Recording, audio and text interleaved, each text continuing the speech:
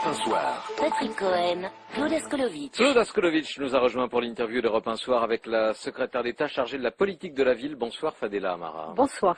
Bonsoir Fadela Amara, et s'il vous plaît une réponse sans langue de bois quand vous avez appris tout à l'heure que Barack Obama, après 8 mois au pouvoir, était déjà prix Nobel de la paix. Est-ce que vous vous êtes dit en voilà une bonne idée ou déjà il n'a pas fait grand-chose? Non, j'ai trouvé que c'était une belle idée. Même s'il n'a pas fait grand-chose. Non, mais je pense sincèrement qu'il a fait quand même malgré tout, parce que c'est pas facile aux États-Unis, surtout après Bush. Donc je pense qu'il a fait pas mal, mais j'espère qu'il va faire encore plus, par exemple, aider très fortement à créer les conditions de la paix en Israël et en Palestine.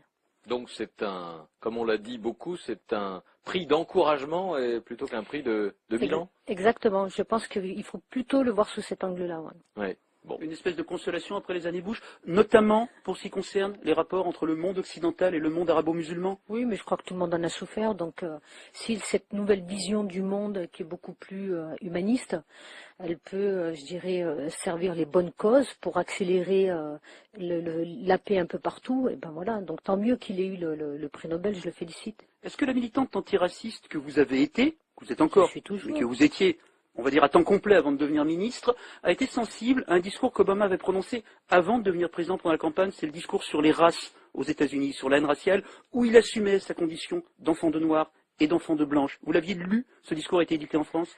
Écoutez, non, je ne l'ai pas lu, mais en fait, j'avais trouvé très intéressant, par contre, qui transcende justement la question de la race. Il avait dit, avant de vous poser des questions, c'était le discours qui m'avait intéressé à ce moment-là. Au lieu de vous poser la question si vous êtes noir, si vous êtes quoi que ce soit, vous êtes d'abord américain. Je trouve que c'est un discours qui est parfaitement audible pour moi, et surtout que c'est un discours qui est très fédérateur. Et moi, je suis un peu comme ça, je dirais, en France. Je suis pas présidente en France encore. Ça viendra? Ça m'étonnerait. Mais bon. Mais une chose est sûre, c'est que j'aime les gens qui se définissent en fonction de la citoyenneté et non pas de différentes appartenances. Et qui tient ce discours-là en France?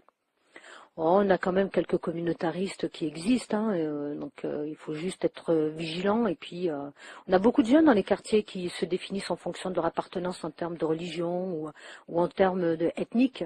Je pense que c'est une erreur. Il faut d'abord faire en sorte qu'ils se redéfinissent en fonction de leur propre citoyenneté. On est citoyen de la République avec des devoirs et avec des droits, et je crois qu'il faut que nous, les politiques, on crée, en tout cas pour ce qui concerne les responsabilités que j'ai au sein du gouvernement, qu'on crée toutes les conditions de la réussite pour nos enfants, notamment nos enfants d'ouvriers. Alors, Patrick. Justement, Fadela Amara, Diams, la chanteuse, votre amie, s'est métamorphosée en quelques mois. On la découvre voilée dans le dernier numéro de Paris Match avec un long voile noir qui lui couvre une grande partie du corps. En mars dernier, elle était déjà montée sur scène avec un voile sur la tête. C'est une vidéo qu'on peut voir sur notre site europe1.fr. D'abord, Diams, c'est toujours votre amie? Vous lui parlez? Écoutez, moi, c'est sympa de me dire que je suis amie avec Diams, mais en fait, on ne s'est jamais parlé, à part sur un plateau. Donc, non, mais j'apprécie l'artiste, évidemment. Elle était appréciée par une sensibilité politique, SOS Racisme, ni plus ni soumise, auquel vous apparteniez. Oui, elle avait signé d'ailleurs l'appel. J'avais juste été un peu interloquée par son entourage que je trouvais un peu trop oppressant pour elle. Vous connaissez, alors si on revient au sujet, vous connaissez mes positions sur la burqa. Je suis totalement contre la burqa, aussi contre le voile. Je pense que c'est des outils d'oppression en direction des femmes. Mais je ne voudrais pas accabler Diams parce que je pense qu'elle traverse une période très très difficile. D'ailleurs, elle l'a elle-même expliqué. Et si je vous rappelle que j'ai écrit un livre à l'époque qui s'appelait Ni pute ni soumise, j'expliquais déjà les différentes formes de port de voile qui pouvaient exister. Donc il y avait les vraies militantes politiques qu'il faut combattre coûte que coûte. Et puis vous avez des gamines aussi qui se cherchent, qui traversent des périodes difficiles et qui, sur une période transitoire, portent le voile comme symbole de protection. Donc vous comprenez... J'espère que Diams, dans ce cheminement spirituel, j'espère que demain elle l'enlèvera. Il faut bien comprendre que pour beaucoup, la vision de la femme musulmane n'est pas une vision avec une femme qui porte le voile. Sur Diams, encore une fois, ce n'est pas une gamine. C'était une icône féministe, c'est une femme, jeune femme, vers laquelle des jeunes regardent. C'est pas quelqu'un qui traverse une crise d'adolescence. Mais c'est une femme qui est en souffrance. Elle l'a expliqué elle-même, depuis justement le fait qu'elle est exposée comme ça sur la place publique, elle a beaucoup souffert parce qu'elle n'a pas su gérer justement son succès phénoménal. Et donc du coup, voilà, elle a été rattrapée par beaucoup de choses, trop d'argent, trop de stress, trop de showbiz, avec toutes les conséquences qu'on peut savoir quand on n'est pas armé mentalement. Et c'est valable pour des gens comme moi aussi, hein, on habite des milieux modestes et puis après on arrive au sommet de l'État. On peut péter un câble pour être très clair. Donc il y en a qui résistent. Moi j'ai une famille et des amis qui me rappellent alors très vite si je commence à faire à avoir la grosse tête, si je puis me permettre. Mais Diams, pour le coup, elle a pas su, elle le dit elle-même, elle a pas su gérer, ce qui fait qu'elle s'est retrouvée dans une situation de souffrance extrême. Et le seul moyen pour elle de résister, de redevenir humble, c'est justement d'entrer dans un chemin de spiritualité.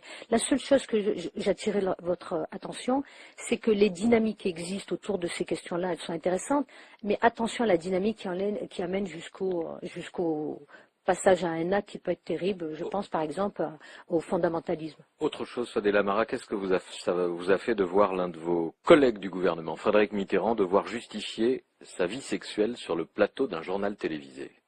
Je vous dis la vérité, j'ai eu honte de mon pays. Voilà. J'ai eu honte, j'ai trouvé ça dégueulasse.